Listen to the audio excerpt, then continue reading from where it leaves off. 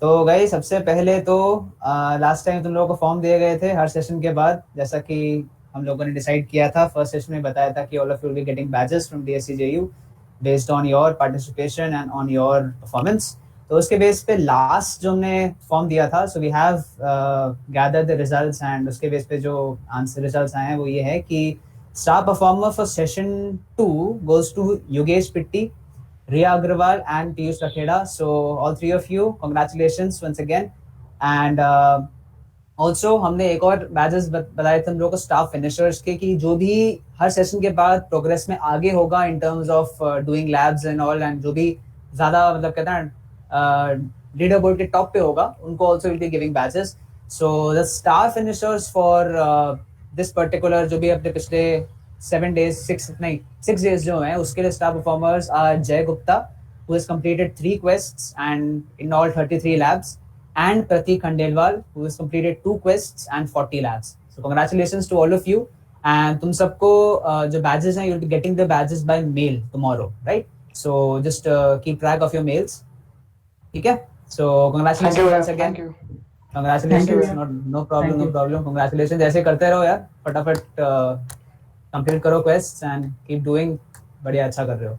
चलो, great. Okay, so now let's begin. First things first, let's quickly jump to quick labs, and let's see ki third quest mein what is it that we will be doing and what are the labs that have been that are there in the quest. Okay, so this is the page. Quest 3 is this one: set up and configure cloud environment in Google Cloud. Now the moment you enroll in this quest, तुम लोगों को एक चीज दिखेगी.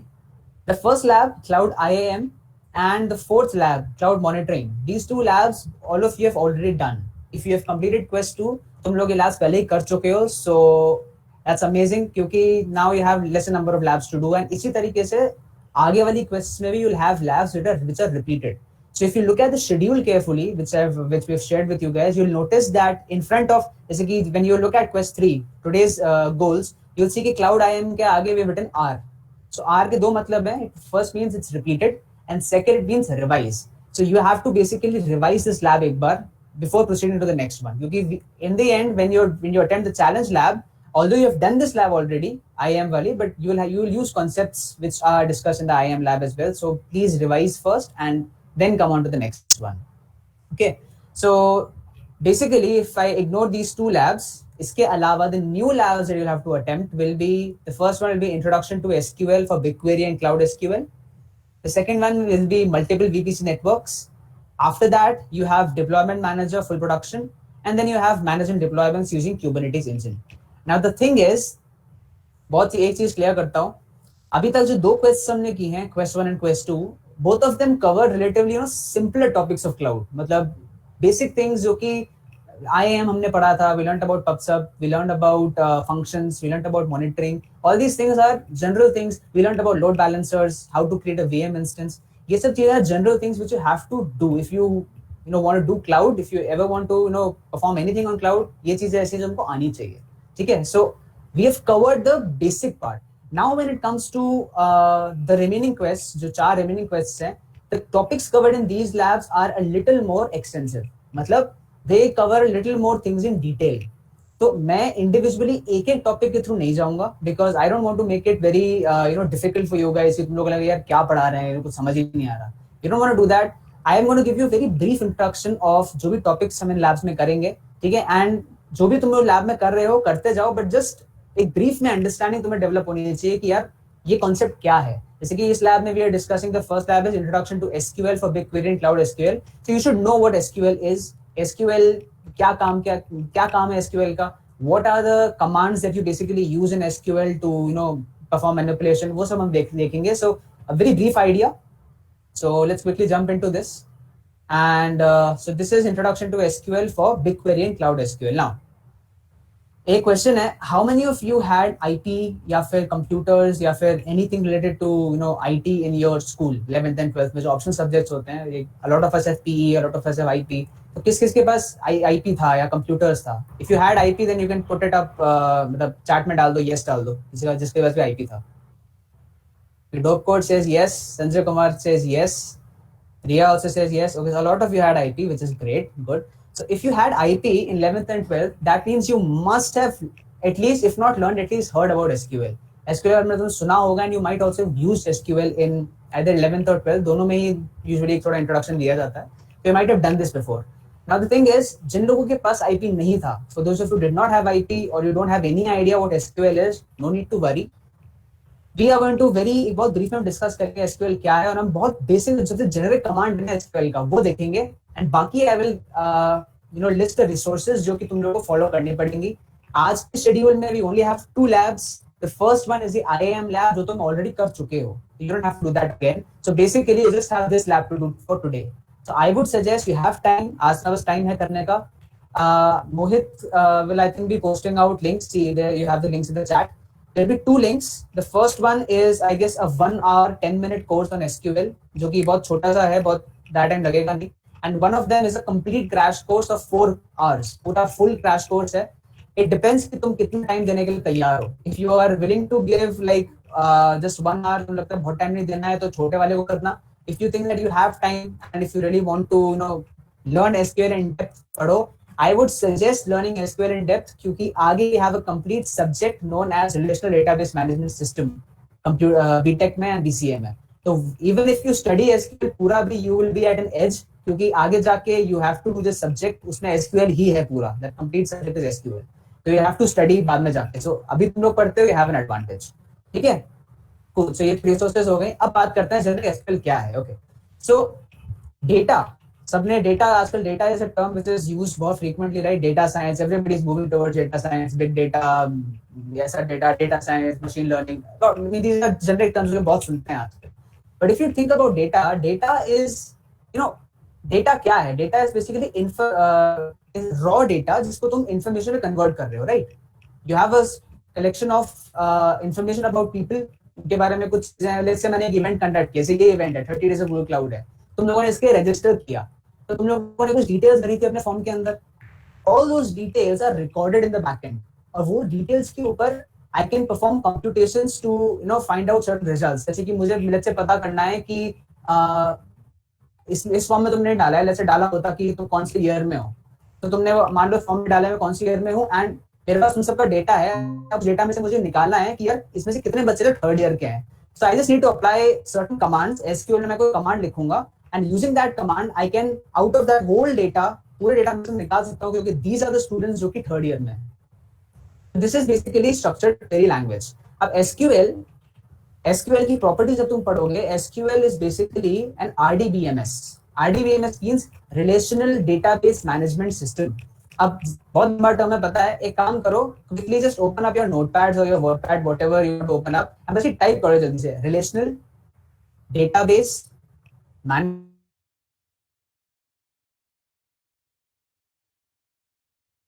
Management system. चारों शब्दों को segregate करके देखो क्या समझ में आ रहा है. रिलेशनल भूल जाओ, जब डेटाबेस मैनेजमेंट सिस्टम सोचो. What is a database? Database is essentially a collection of data. ठीक है, एक डेटा है मेरे पास, बहुत सारा डेटा, एंड दैट डेटा का एक collection, that is a database. Simple. Database management system, मेरे पास एक डेटाबेस है, उसको मैनेज करने का एक सिस्टम, दैट इज DBMS. ठीक है, डेटाबेस मैनेजमेंट सिस्टम. अब इसमें रिलेशनल डालो. कंप्यूटिंग टर्म्स में और in terms of data science, relation basically means a table. ठीक है, so any form of data arranged into vertical columns and horizontal rows is basically a relation और a table. So अब मिला के देखो, relational database management system, it's basically a system in which I can manage a database within which data is structured in form of tables. ठीक है, tabular form में वो structure table मेरे को दे रखा है डेटा, और उसके बीच में मैं कुछ मैनेजमेंट कर रहा हूँ. That is an RDBMS. So SQL is an RDBMS. Okay. Now, अब बात करते हैं कि इस लैब में तुम लोग SQL के बारे में क्या क्या सीखने वाले हो. ठीक है, so you're going to basically learn some basic commands, like you're going to use the select, from, where keywords. ये कुछ common keywords है. Now, हमने सुना data, we know about big data. What's the difference? Data भी है, big data भी है, लेकिन डिफरेंस क्या है? आई एम श्योर समझ में आता है. Data is basically relatively smaller data quantities. ठीक है, एक मेरे पास रिलेशन है, बहुत सारा डेटाबेस है, इसमें रिलेटिवली कम कंटेंट्स हैं, एंड एक मेरे पास बहुत बड़ा डेटाबेस है, huge database. Let's say I have to filter out data from the whole population of India. Think about it, कितना मुश्किल काम है. 1.3 बिलियन लोगों में से तुमको अगर इंफॉर्मेशन रिट्रीव करनी होगी, then you need some special algorithms, you need some special ways to compute the results, right? That is big data. And big data को केटर करने के लिए cloud, Google cloud as well as other cloud providers provide you with tools ताकि तुम big data पे काम कर पाओ। So BigQuery is one of them. Google cloud तुम्हारा BigQuery प्रोवाइड करता है। You see, if you look at this, तुम जब यहाँ पे जाओगे सर्विसेज में, बिग डेटा के अंडर ही BigQuery लाई करता है। It's very simple to create a BigQuery instance. और देखो यहाँ क्वेरी एडिटर है, यहाँ पे तुम लोग अपने SQL का जो कमांड में सीखोगे वो कमांड यहाँ डालोगे and you going to get an output below. यहाँ तुमको आउटपुट आएगा। सो सिंपल, प्रीटी सिंपल, इसमें कुछ नहीं करना है। अच्छा, अनदर थिंग, जब तुमको क्लाउड के SQL में कुछ काम करना होता है, so you need to upload the file in a CSV format. अब कुछ लोगों को नहीं पता होगा CSV क्या होता है। CSV stands for comma separated values. आप फिर से सुन लो, CSV stands for comma separated values. Now what is a comma separated values file? सबने एक्सेल यूज किया है, ये टेबल्स यूज किए हैं, है ना? टेबल्स में क्या होती है? सेल्स होती हैं अलग अलग, हर सेल में कुछ ना कुछ इन्फॉर्मेशन होती है। CSV में क्या होता है, तुम जब इस पूरी जो तुम्हारा टैबुलर वाली जो शीट है, इस शीट को जब तुम CSV में सेव करते हो, तो all those cells are basically segmented using commas. तो हर सेल के बाद तुमको, जैसे कि मान लो मेरी एक रो है, उसके अंदर 5 वैल्यूज है, तो अब जब मैं उसको CSV में सेव करूंगा तो सबके नीचे कॉमा आ जाएगा एक एक। एंड अच्छी बात यह है, ऑल द इंपॉर्टेंट टूल्स, तुम एक्सेल यूज करो या तुम कोई सा भी शीट वाला, कहते हैं ना एक्सेल के अराउंड कोई सा भी जो भी टूल तुम यूज करते हो, लिब्रे ऑफिस है, WPS है, सब लोग तुम्हें एक स्प्रेडशीट वाला वो देते हैं, टूल देते हैं। उन सब टूल्स में CSV का इंटीग्रेशन होता है। तो जैसे ही अगर मैं CSV फाइल खोलूंगा, वो बाय डिफॉल्ट उन्हीं से खुलेगी एंड वो ऑटोमेटिकली उस कॉमा को कन्वर्ट करके सेल्स में कन्वर्ट कर देगा and it's going to display your information in form of your sheet. तो जब भी तुम SQL में कन्वर्ट करते हो, SQL में तुम क्लाउड में SQL में काम करना होता है, you always upload a file as a CSV file. So इस लैब के अंदर हम करेंगे क्या? We are going to use BigQuery। BigQuery से हम एक पब्लिक डेटाबेस जो है, पब्लिक डेटा जो है, उस पर हम कुछ काम करेंगे, right? And we will extract that output in a CSV file and will download it on our local computer. ठीक है, फिर से सुनो, एक पब्लिक डेटा सेट है, उस पर हमने कुछ काम किया BigQuery को यूज करके, and then we extracted that data in form of a CSV file and saved that into our private computer. इसके बाद we will create an SQL instance and उस SQL इंस्टेंस के अंदर we will upload that file as a CSV and फिर हम उसके ऊपर further कुछ कंप्यूटेशन करेंगे। तो यही फ्लो रहने वाला है। CSV जनरेट करेंगे, डाउनलोड करेंगे, SQL का इंस्टेंस क्रिएट करेंगे, CSV को अपलोड करेंगे एंड उसके ऊपर कुछ SQL क्वेरीज रन करेंगे, learning SQL along the way। इस डॉक्यूमेंटेशन में ऑलरेडी SQL की काफी चीजें दी हुई हैं, you'll be able to understand, it's quite simple, not very difficult to do, कर लोगे, not a problem। तो मैंने SQL तुमको बहुत डिटेल में नहीं समझाया, रीजन तुमको मैंने बताया, it's very long, it's a complete subject, so I don't want to dive deep, पर तुम लोग कर लोगे। आई होप जो एक हम फ्लो जो फॉलो करने वाले फ्लो तुमको समझ में आया हो। And please go through the tutorials जो कि मोहित ने डाले हैं, please watch those videos, they are extremely beneficial.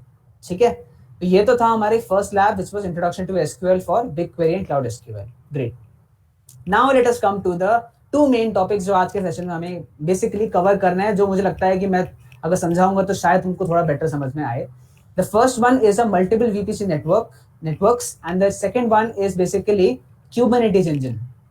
सबने फर्स्ट क्वेस्ट के अंदर Kubernetes इंजन पे थोड़ा सा काम किया है, but I don't know how many of us have understood Kubernetes properly, तो हम उसका भी एक छोटा सा ब्रीफ देखेंगे।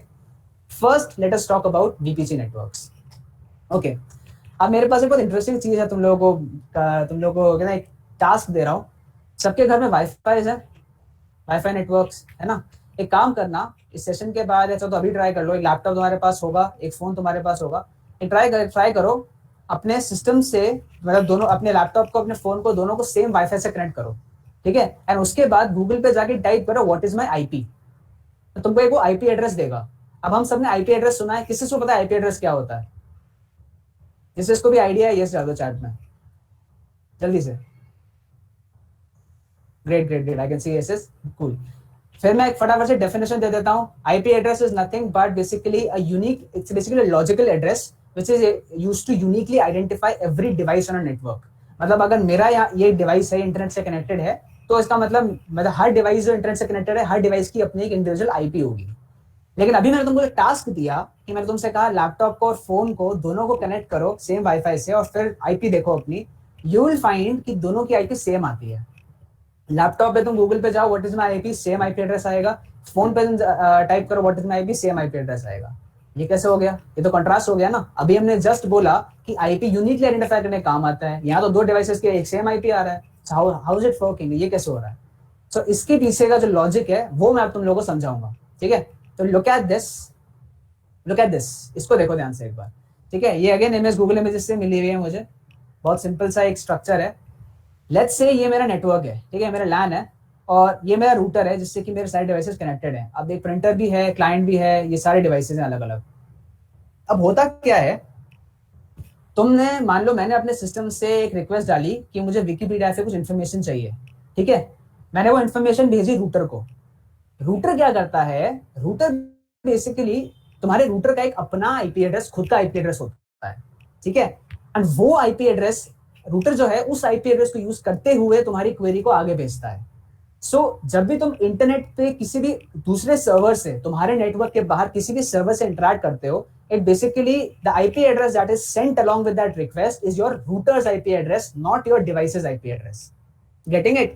तो जब हम लैपटॉप से रिक्वेस्ट भेजूं, या चाहे मैं क्लाइंट से भेजूं, चाहे मोबाइल फोन से भेजूं, सबका आईपी एड्रेस सर्वर पे सेम ही जाएगा, वो रूटर का जाएगा। एंड इस आईपी एड्रेस को क्या बोलते हैं? This IP address is called a gateway, ठीक है? तो हम ये टर्म सुनते हैं बहुत बार नेटवर्किंग में, gateway. Gateway is nothing but the IP address of your router, ठीक है? तो अब ये बात तो समझ में आ गई, चलो ठीक है। लेट्स से कि ये मेरा लैपटॉप है, मैंने अपने लैपटॉप से एक विकिपीडिया की रिक्वेस्ट जनरेट की, या मुझे विकिपीडिया से ये चीज इन्फॉर्मेशन लाके दो। वाईफाई रूटर ने लैपटॉप से ये रिक्वेस्ट ली, ठीक है, उसने अपना खुद का आईपी एड्रेस रिक्वेस्ट के साथ में सही सर्वर पे भेजा। इस नेटवर्क रूटर को भूल जाओ, अभी तुम्हारे घर के नेटवर्क के सिनेरियो में ये नहीं है, skip this for now, ignore this. मान लो स्ट्रेट अवे हम फायरवॉल पे गए, फायरवॉल क्या है अभी समझेंगे, एंड फायरवॉल से फ्री इंटरनेट पे गया। इंटरनेट के पास जो भी विकिपीडिया का सर्वर है, विकिपीडिया के सर्वर पे तुम्हारे जो भी रिजल्ट आया, कंप्यूट हुआ, वापस आया, वापस तुम्हारे वाईफाई रूटर पे आया। नाउ सवाल ये उठता है, यार रूटर के इसके साथ तो बहुत सारे डिवाइसेस कनेक्टेड हैं, so how does a router know कि इस लैपटॉप से रिक्वेस्ट गई थी, right? For this every network, this network जो तुम्हारे नेटवर्क है, every network uses the concept of subnetting. Subnetting क्या होता है? इसी नेटवर्क के अंदर हर डिवाइस का अपना एक आईपी एड्रेस है, एंड उस आईपी एड्रेस की इंफॉर्मेशन तुम्हारा रूटर स्टोर करता है। तो प्रिंटर का मान लो 10.0.0.1, क्लाइंट का 10.0.0.2, ऐसे 3, 4, 5, 6 सबके अपने अपने सबनेट आईपी एड्रेसेस हैं। इसकी इंफॉर्मेशन वाईफाई रूटर स्टोर करता है। अब लेट्स से मेरे लैपटॉप का जो सबनेट आईपी एड्रेस है वो है 10.0.0.3। इसने एक रिक्वेस्ट जनरेट की कि मुझे विकिपीडिया से कुछ लाके दो। रूटर ने ये इन्फॉर्मेशन, ये रिक्वेस्ट को एक्सेप्ट किया। उसने कहा अच्छा, ये इस सबनेट वाले एड्रेस ने 10.0.0.3 ने रिक्वेस्ट जनरेट की है, मैं इसको अपने एक टेबल में स्टोर कर लेता हूँ, ठीक है? उसने रिक्वेस्ट आगे भेजी, रिक्वेस्ट गई, कंप्यूट होके वापस आई, वापस उसने अपनी टेबल में किया कि अच्छा ये रिक्वेस्ट इस वाले आईपी एड्रेस ने भेजी थी, एंड उस आईपी एड्रेस के पास वो रिक्वेस्ट का जो आउटपुट है वो वापस चला जाता है। This is how a LAN works. अब हम लोग यूजुअली अपने, जब हम लोग घर में काम करते हैं, जब when we are using our wifi, जब वाईफाई अपने घर में लगता है, हम रूटर्स को निग्लेक्ट करते हैं ना बहुत ज्यादा। हाँ यार साइड में छोटा डिवाइस लगा हुआ है, क्या है, ठीक है। Router plays a very very important role in your internet. तुम्हारे इंटरनेट कनेक्ट करने के काम में जो रूटर है that plays a very very crucial role. And वही उसका एक और चीज बताता हूँ। हमने सोचा फायरवॉल क्या होता है। Firewall is basically a set of rules, ठीक है? सिक्योरिटी के लिए फायरवॉल यूज होता है, and this firewall is also embedded within your wifi router. तो तुम्हारा वाईफाई रूटर सिर्फ तुम्हारा प्राइवेसी बचा रहा है, because it's not letting your devices personal IP address be expose to the internet, and it is also checking every output that comes from the internet. तो जो भी आउटपुट आ रहा है उसको चेक कर रहा है कि वेदर वो सही है या नहीं, एंड सिक्योर है या नहीं, तभी वो तुम्हारे सिस्टम पे वो जो आउटपुट है उसको वापस भेजेगा। Getting my point? I hope एक जनरल आइडिया लगा सबको कि किस तरह से काम हो रहा है। एक सबनेट है, ठीक है? सबनेट के अंदर सबके इंडिविजुअल आईपी एड्रेसेस हैं। उसके बाद रूटर का खुद का एक आईपी एड्रेस है which is known as gateway. Gateway वाला आईपी एड्रेस रिक्वेस्ट के साथ जाता है। वापस आने के बाद जो रिक्वेस्ट वापस आती है वाईफाई पे, मतलब जब आउटपुट आता है, तो वो सबनेट की जो फॉरवर्डिंग टेबल उसने मेंटेन कर रखी है, उस फॉरवर्डिंग टेबल को यूज करते हुए जहां भी जिस भी सिस्टम ने रिक्वेस्ट जनरेट की थी उसी सिस्टम पे वापस आउटपुट जाता है। This is how a basic network works. Cool. DTC networks में एग्जैक्टली यही चीज होती है जो कि हमने अभी नेटवर्क्स पे देखा। Exactly the same thing works out. हम क्या कर रहे होते हैं, if you look at this image, just a second, I have to, थोड़ा सा मैं छोटा करना पड़ेगा टैब। अच्छा, just a second, for some reason image पूरी इसमें दिखती नहीं है, I don't know why. Anyways doesn't matter. तो कोई बात नहीं। तो एनीवेज व्हाट हैपेंस इज, तुम लोग को जब अपने क्लाउड शेल में तुम एंटर करते हो, जो basically you have a VM on which you are working on, ठीक है। तुम लोग इस लैब में अपने इसी वीएम को यूज करते हुए तुम लोग बहुत सारे अलग अलग वीपीसीज क्रिएट करोगे, मतलब अलग अलग नेटवर्क्स क्रिएट करोगे। एंड ये नेटवर्क्स किस चीज के होंगे? These networks are going to be VMs. तो अभी जो हम डिवाइसेस के बारे में बात कर रहे थे कि एक टैबलेट है, एक फोन है, एक क्लाइंट है, एक कुछ है, ऑल ऑफ दीज तुम्हारे वीपीसी के केस में विल बी वीएम्स। तो तुम वीएम्स का एक सबनेट बना, एक नेट बना रहे होगे, एंड अलग अलग नेटवर्क्स को तुम लोग लिंक करोगे। That is all will be doing in multiple VPC networks. अब मैं इंडिविजुअल स्टेप्स में आगे नहीं जाऊंगा, तुम लोग कर लोगे, but this is the concept behind everything कि एक नेटवर्क है and you are creating networks within your cloud of various VMs and you are establishing connectivity between each of them. समझ में आया सबको? एक आइडिया लगा बेसिक? आ गया हो तो एक बार यस डाल दो जल्दी से, अगर आ गया हो तो। किसी को प्रॉब्लम है तो बताओ। आई can C Piyush asking something. Then it means always other will see our gateway IP address, so they'll never be able to track the real IP address. It's a pro or con. Very good question, Piyush. बिल्कुल सही बात कही तुमने। That yes, it will always be the gateway address. जो तुम्हारे router का address, that will be the only address जो कि बाहर show होगा. This is a pro because see, अगर मैं अपने लैपटॉप का IP address straight away public में expose कर देता हूँ, then what's going to happen is anybody can communicate with my device. Getting my point? किसी को अगर सीधा मेरा आईपी एड्रेस मिल गया तो सीधा मेरे आईपी एड्रेस पे कुछ भी थ्रो कर सकता है। If I do not have the correct tools installed, अगर मेरे पास फायरवॉल नहीं है मेरे नेटवर्क में, then any virus, anything can hack into my system and create problems. Okay, so that is why gateway is important. Because अब मान लो कि किसी के पास तुम्हारा रूटर का आईपी एड्रेस मिल गया, वो तो पब्लिक है ना, वो तो मिल सकता है, वो मिल गया, लेकिन रूटर तक ही पहुंच पाएगा वो, उसके बाद मेरे सिस्टम तक नहीं पहुंच सकता। Getting it? क्योंकि उसके लिए रूटर को पहले उसको पास करना पड़ेगा रिक्वेस्ट को, एंड वो रिक्वेस्ट पास ही नहीं होगी जब तक वो फायरवॉल को क्लियर नहीं करेगा। Okay, so good question. Anybody else? Okay, this is the reason why we should not connect to unknown open wifi. Exactly Sanjay, exactly, because see the problem is firewalls जो होते हैं ना, हाँ एग्जैक्टली, बिल्कुल सही कह रहे हो। अननोन ओपन वाईफाई में क्या होगा, बिकॉज अब तुम्हारा जो गेटवे है वो उस वाईफाई का रूटर बन गया है ना, so you never know who is connected to that wifi. And कोई भी तुमको man in the middle attack बताया था एसएसएच के टाइम पे, इफ यू रिमेंबर, तो उसी तरीके का जो अटैक है, that those attacks are also possible in case of public wifi. ठीक है, तो कोई भी तुम्हारा वाईफाई से तुमको एक्सेस कर सकता है। That is the reason why तुम्हारा जो सिस्टम है, तुम्हारा जो नेटवर्क है, that has a wifi router and a proper firewall installed. And that is why it is recommended कि तुम्हारे सिस्टम पे एंटीवायरस इंस्टॉल होना चाहिए, because antivirus even in case जो connected to an open wifi, तुम्हारा antivirus still has tools which can help you if you are like victim of an attack, कहीं बाहर से अटैक होता है, then those antivirus tools basically help you to overcome that, वो तुमको बचा लेंगे उससे। ठीक है, but this is how it basically functions. Great. तो वीपीसी में तुम लोग ये करोगे, तुम लोग को एक तुम लोग को मैंने एक एनालॉजी दी है, रिमेंबर, ठीक है। तुम्हारा घर का नेटवर्क अलग है, जो नेटवर्क तुम क्लाउड बनाओगे थोड़ा डिफरेंट है, but it's an analogy. So I hope that analogy is clear to you कि जैसे घर के नेटवर्क्स काम करते हैं, very similarly VPCs will also function. So you can look at the official documentation as well. पूरा documentation है online. You can refer to that as well. तो उसको तुम देख के थोड़ा और डिटेल में इसको समझ सकते हो। अच्छा हाँ, मोहित has also linked a video for VPC in chat. I came across this video आज दिन में, and it's a 10-minute long video. ये AWS की वीडियो है. So this is basically for AWS, but doesn't matter. Google Cloud में and AWS में थोड़ा difference है in terms of the way they implement VPC, but that doesn't matter for you guys for now. अभी के लिए all you want to do is just understand इस video से कि VPC जो एनालॉजी दी है, ये तुमको वही एनालॉजी देगा जो मैंने अभी दी है, पर थोड़ा और अच्छे से देगा। So you can watch this video and clear out your concepts even more. ठीक है, cool. So ये भी तुम लोग का हो गया। Multiple VPC networks will also be able to do again a brief explanation. तो ये भी तुम लोग कर लोगे, I'm sure, won't be an issue. Okay, coming down. Next we have cloud monitoring. ये तुम लोग कर ही लोगे, तुम लोग कर चुके हो। So just revise this for once. I hope याद है सबको हमने क्या डिस्कस किया था। We discussed about dashboards, about charts, and we created an uptime check. We created an alerting policy. So I hope तुमको ये सब याद है। वापस एक बार देख लेना. It will be a good revision. Okay. Now we come to the important topic, which is Kubernetes. So just give me 1 second. Okay. अब बात करते हैं Kubernetes की। फर्स्ट क्वेस्ट में सबने क्यूबरनेटिस पे एक एक लैब की हुई है एंड तुम सबको हल्का हल्का आइडिया शायद होगा कि क्यूबरनेटिस में क्या करते हो. I will give you proper idea कि एग्जैक्टली क्या काम होता है. ठीक है. So now have a look at this. इसको देखना और अब मेरी बात सुनना. ठीक है. Amazon की बात करते हैं. जब तुम लोग Amazon का एक्सेस करते हो, एक बात सोच के देखो, तुम लोग जब Amazon ओपन कर रहे हो तो you are basically browsing through lot of products, right. सारे प्रोडक्ट्स दैट तुम लोग जो प्रोडक्ट्स एक्सेस कर रहे हो वो जो एक कंप्लीट सर्विस है ना. मतलब ऐसे समझो कि whenever I am in my browsing section, जब मैं अपने Amazon को ब्राउज कर रहा हूँ, that section is basically a complete service that is being offered to you by AWS. ठीक है. So that is basically inventory service कि तुम लोग इन्वेंट्री देख पा रहे हो जो कि AWS के पास है. ठीक है. अब सोचो तुमने अपना प्रोडक्ट पसंद कर लिया, then when you add that product to your cart and then you buy that product. ठीक है.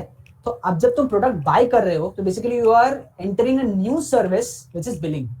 तो billing is another service that Amazon provides to you. Then फिर तुमने अपना प्रोडक्ट ऑर्डर प्लेस कर दिया, देन तुम्हारे जो प्रोडक्ट है तुम्हारे घर पे डिलीवर होता है. That is a separate service which Amazon provides you. All of these are separate services. ठीक है. तुम्हारी inventory is a separate service, your billing is a separate service, delivery is a separate service and all those services are interlinked, are interconnected to each other to ensure कि तुम्हारा जो flow है as a user वो बिल्कुल streamlined हो. तुमको कोई दिक्कत नहीं आनी चाहिए. You should not feel कि these separate services, but backend में Amazon ऐसे ही function कर रहा है. There are multiple services and they are being offered to you, via method of interconnection. ठीक है. Cool. अब बात ये है, एक बात ये सोच के देखो, Amazon आज तो नॉर्मल Amazon चल रहा है. ठीक है. अभी कोई सेल वेल नहीं चल रही है. अब किसी दिन Amazon की कोई सेल आती है, ठीक है, प्राइम डे आता है या कोई भी और सेल आती है. सोच के देखो, अगर आज मेरी इन्वेंट्री सर्विस में Amazon की इन्वेंट्री में लेट्स से 50 लाख लोग काम कर रहे हैं, 50 lakh people at the same time मेरी इन्वेंट्री को व्यू कर रहे हैं. Fine, great, no problem. Amazon के पास बहुत इंफ्रास्ट्रक्चर है, they can manage that. But let's say prime day comes and एक साथ 50 लाख से सीधा ग्रो कर गया 150 लाख पे. होता है ये, this happens because everybody wants to grab those deals very quickly, right. So basically you have a lot of traffic incoming at a single service. तो मान लो MS1 is that service, inventory वाली. तो inventory service पे इतना सारा load आ जाएगा. ठीक है.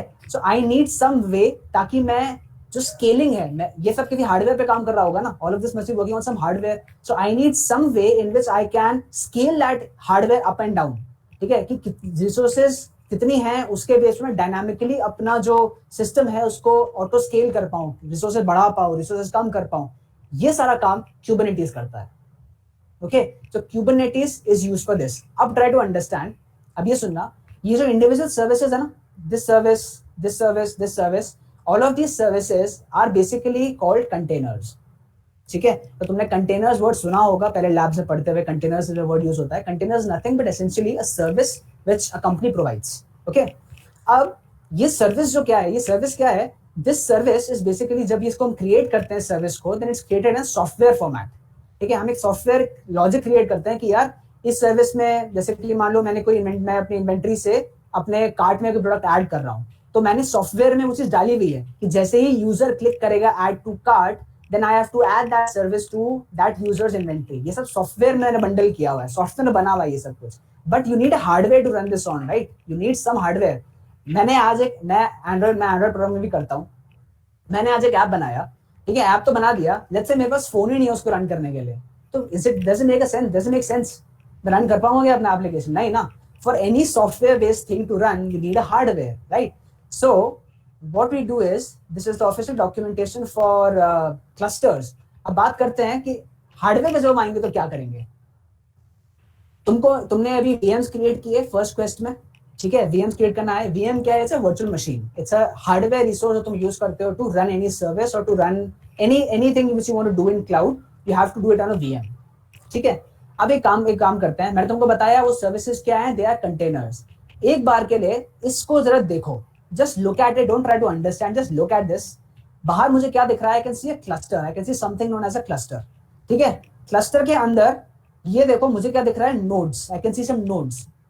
नोड्स के अंदर I can see something known as a pod, and उस पॉड के अंदर I can see something known as a container. हाँ, कंटेनर तो मैंने अभी देखा क्या होता है. कंटेनर तो भाई सर्विस है. It's a service which Amazon is providing to me. Container कोई भी सर्विस हो सकती है. लेट्स से मैं इन्वेंट्री की बात कर रहा हूँ, इन्वेंट्री सर्विस है. अभी तुम टॉप डाउन आए, अप डाउन, अब बॉटम अप जाओ, ठीक है। कंटेनर्स बेसिकली किसके अंदर है? पॉड के अंदर। पॉड क्या होता है? एक आधी बात बताओ, जैसे कि मैंने अपने फोन पे एक एप्लीकेशन रन की, उसको कुछ रैम चाहिए ना काम करने के लिए, है ना। मेरे पास मैं कुछ ऑपरेशन परफॉर्म कर रहा हूँ, नीड्स अ सर्टेन रैम या it needs some form of my storage, मेरे उसको डिवाइस में से कोई ना कोई स्टोरेज तो चाहिए काम करने के लिए। पॉड ये काम करता है। मैंने कंटेनर में सॉफ्टवेयर का वो तो पर्सपेक्टिव दे दिया कि यार इन्वेंट्री में इसको ऐड करना है, बट इन्वेंट्री कहाँ बनेगी? इन्वेंट्री की स्टोरेज कहाँ है? पॉड के अंदर है, ठीक है। तो तुमने एक सॉफ्टवेयर, एक सर्विस क्रिएट की, उसको कंटेनर में डाला, एंड कंटेनर को तुमने पॉड के अंदर डाला, पॉड ने उसको storage and other services provide की जो कि तुम्हारे कंटेनर को रिक्वायर्ड है। इतना समझ में आया? कंटेनर्स हैं, and containers are embedded within pods which give you the essential resources including storage for that container और फॉर दैट सर्विस। इतना समझ में आया? ग्रेट। अब इसके बाहर जाओ। इसके बाहर क्या दिख रहा है? नोड्स। नोड्स कुछ नहीं है, नोड्स आर योर वीएम्स। जो तुमने वीएम क्रिएट किया दैट इज योर नोड, ठीक है। एक ही वीएम है, अब तुमको दिख रहा है एक ही वीएम के अंदर बहुत सारे पॉड्स हैं। आई can C 3 pods in a single VM. ऐसा क्यों है? ऑब्वियसली बात है, मैंने बहुत बड़ा वीएम क्रिएट किया, मैंने एक वीएम क्रिएट किया 50 GB रैम का, ठीक है। अब ऐसा तो है नहीं कि मेरे को एक ही पॉड में मेरे को 50 GB रैम चाहिए, लेट्स से मेरी एक छोटी सर्विस है, बिलिंग सर्विस है, उसको 5 GB रैम चाहिए। तो क्या मैं अपने पूरा वीएम सिर्फ उस 5 GB रैम वाले काम के लिए, मैंने बना तो दिया यार 50 GB का, ठीक है, लेकिन मैं क्या उसको सिर्फ 5 GB रैम वाले काम पे रोक दूंगा? नहीं, I can use that remaining 45 GB as well, right. So I can add more pods उसी वीएम में, I can add more pods so that उसका मैं प्रॉपर्ली यूटिलाइजेशन कर पाऊं, right. So I can see multiple pods within a node. And अब I can सी, एक बार ध्यान दो, नोड नहीं है, नोड्स है, मल्टीपल। दैट मीन्स क्लस्टर क्या हुआ? एक क्लस्टर है, उसके अंदर बहुत सारे नोड्स है। तो बेसिकली क्लस्टर क्या है? Cluster is a collection of VMs. एक क्लस्टर के अंदर बहुत सारे वीएम्स आ सकता हूं, और हर वीएम के अंदर बहुत सारे पॉड्स हो सकते हैं, और हर पॉड के अंदर मल्टीपल कंटेनर्स भी हो सकते हैं। एंड नाउ हाँ, अगेन इट्स नॉट नेसेसरी कि एक पॉड के अंदर एक ही कंटेनर होगा। मैं चाहूं तो एक ही पॉड के अंदर 3-4 सर्विसेज भी डाल सकता हूँ। इसी पॉड के अंदर I can also have the inventory service, the inventory container, and I can also have the billing container, ठीक है। तो अब एक इसको वापस सोचो। क्लस्टर, क्लस्टर के अंदर, क्लस्टर क्या है? कलेक्शन ऑफ वीएम्स, बहुत सारे मल्टीपल मशीन्स हैं जो काम कर रही हैं। Every VM has a pod, has multiple pods. Multiple pods क्या है? पॉड्स बेसिकली, पॉड्स के अंदर तुम्हारे कंटेनर्स हैं, और उन पॉड्स के अंदर कंटेनर्स प्लस उसकी स्टोरेज है। Getting my point? I hope तुमको एक जनरल आइडिया लगा। क्लस्टर, नोड्स, उसके अंदर पॉड्स, उसके अंदर containers.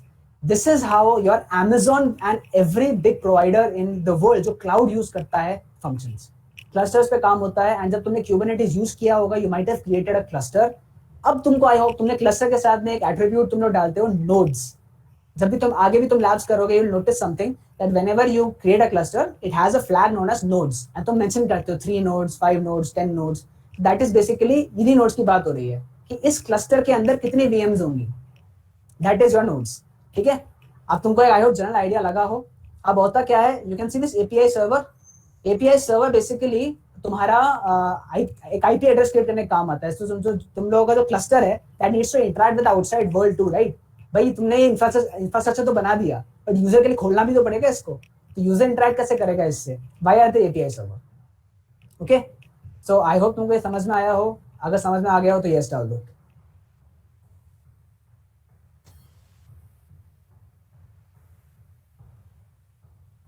Great, great, great, great. I know थोड़ा सा ये कॉम्प्लिकेटेड है, complicated because it's, I know Sanjay का है little bit, but yes the reason is this is a little complicated because there are lot of new terms जो तुम लोग सीख रहे हो, and there is lot of grouping that's involve ना। कितनी ग्रुपिंग हो रही है? सोचो, क्लस्टर के अंदर वीएम्स डाल रहे हैं, वीएम्स के अंदर पॉड्स डाल रहे हैं, पॉड के अंदर कंटेनर डाल रहे हैं, बहुत सारी ग्रुपिंग हो रही है। But that grouping, if you try to make sense out of that grouping, you'll understand कि किस तरह से काम कर रहा है. So for that, again, I will lead you to this documentation. ये मैं official documentation को ही रेफर कर रहा हूँ.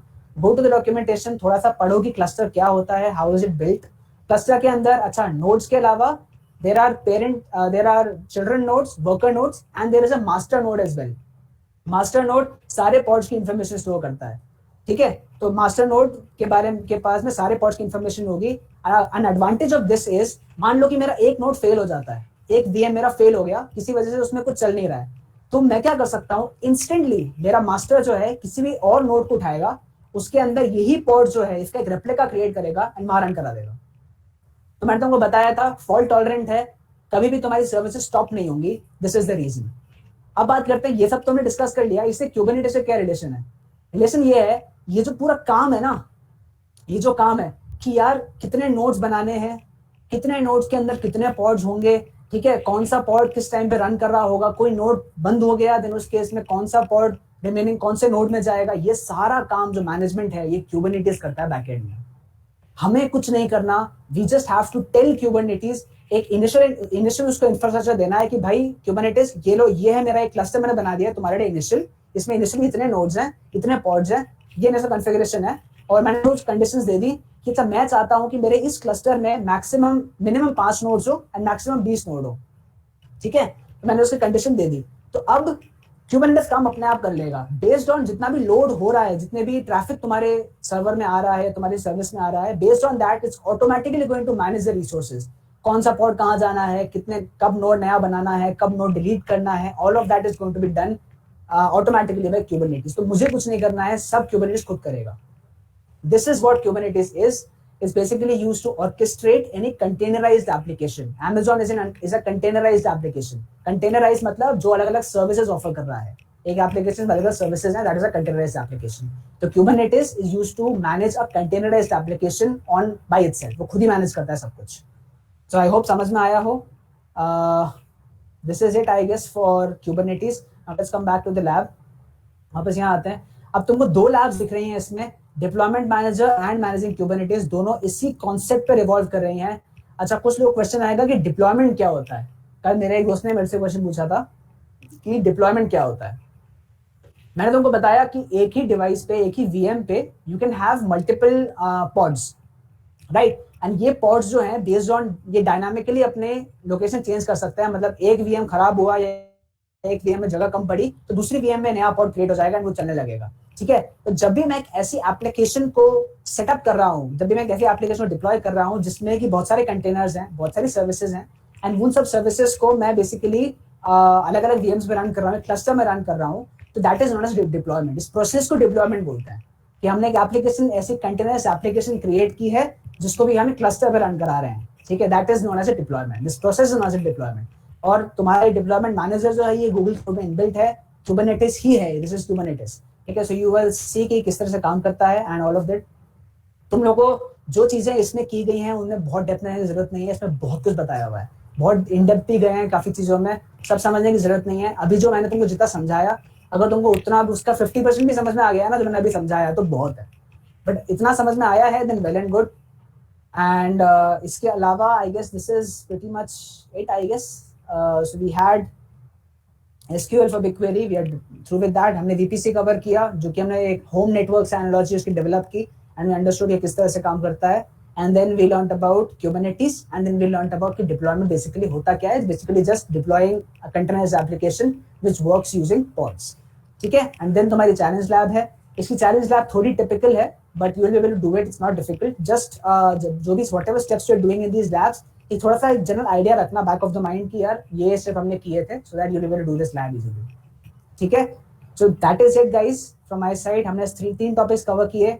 SQL उसकी रिसोर्स लिंक मैंने तुम्हें भेज दी है, प्लीज उसको देख लेना, आज ही देख लेना, ठीक है। जो भी तुमको छोटी वाली देखनी है शॉर्टर देखो, if you want to go for the longer one, go in for the longer one, but definitely watch those tutorials because SQL की knowledge is going to help you काफी आगे तक, काफी आगे। इट हेल्प्स यू IT में तुम्हें काम करना है then SQL is a must, you should know SQL, ठीक है।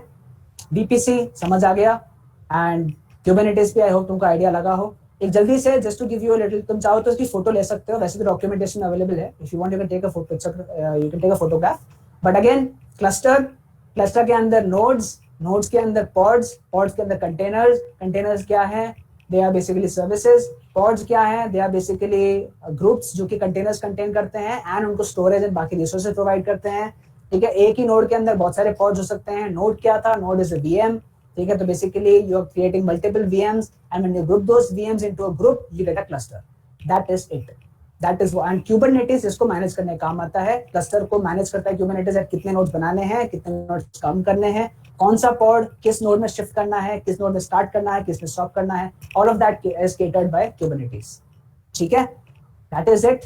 अब किसी को कोई डाउट है तो बताओ।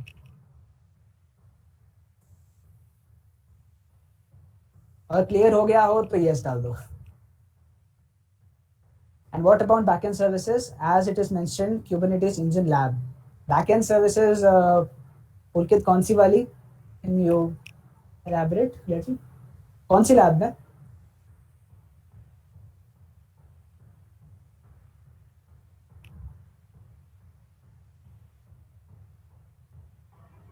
हेलो भैया, क्यूबरनेटिव वाली लैब में ही तो था ना ये. बैकएंड सर्विस से कोड था, बैकएंड सर्विस सेट, एनजीनेट सर्वर, जिसमें अपने सर्वर लगाए थे. अच्छा एक वो अपाचे सर्विसेज. लगाया था सी और सी. एक एनजीनेट लगाया था. क्योंकि बैकएंड सर्विसेज है नथिंग. बैकएंड सर्विसेज बेसिकली तुम जब एक वीएम क्रिएट कर रहे हो, तुमने जब एनजिंक्स ऐड किया या फिर जब अपाचे ऐड किया, तो उसमें तुमको बताया था they are basically web servers.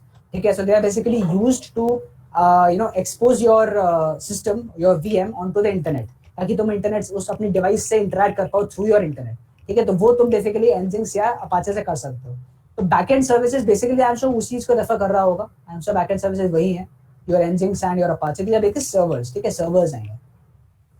तो क्यूबरनेटिस. अच्छा, क्यूबरनेटिस इंजन लैब में ये क्यों किया होगा भाई? ऑब्वियसली जब मैंने तुमको बताया, तुमको इंटरैक्ट तो करना पड़ेगा ना कंटेनर सर्विसेज से. जो भी सर्विस तुम बना रहे हो उससे इंटरैक्ट तो करना है. तो इंटरैक्ट करने के लिए you need to expose your service to the outside world. तो वो बेसिकली तुम, इसलिए उसने बैकएंड सर्विस क्रिएट की होगी. पहले वो डिवाइस में तुमसे एनजिंक्स या अपाचे ऐड करवाएगा, उसके बाद is going to make you add pod onto the service. तो कर लोगे, कोई इशू नहीं है. बैकएंड सर्विसेज बेसिकली वही है. योर जो भी तुम एनजिंक्स एंड अपाचे कर रहे हो ना, उसी को रेफर कर रहा है वो. Those servers basically. Okay. है ना? Any more questions, guys?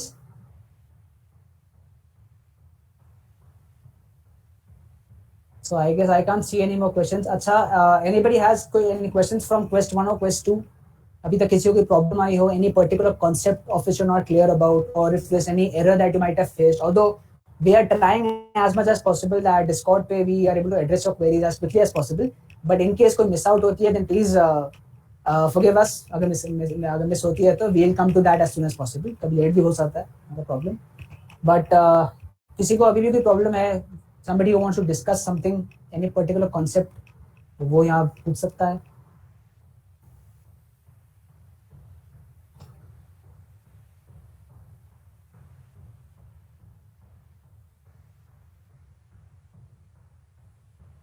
Thanks, Sitij. Okay, so I cannot see any more questions.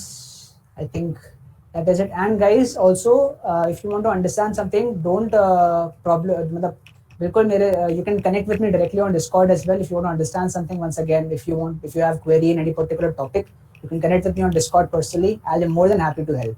Okay, so do that. You can also connect with Mohit. He's also there. Both of us are trying to be there, to be as active as possible on Discord, ताकि तुम लोग help कर पाए. And other members as well, other DSC members are also very active. So anything you want to ask, you can put it up on Discord, and you can connect with us all personally as well. ठीक है guys, so I think that's it for now. I hope समझ में आया हो, and all of you have got a little understanding कि क्या हो रहा है इसमें तीनों labs में. ठीक है guys, that's it. Bye bye. Thank you भैया. Thank you. And जिनको awards मिले हैं, you will get your information about the awards by mail tomorrow. Till tomorrow. ठीक है? Keep checking your inboxes. चलो, bye bye guys. Have fun. आराम से lab कर लेना and enjoy.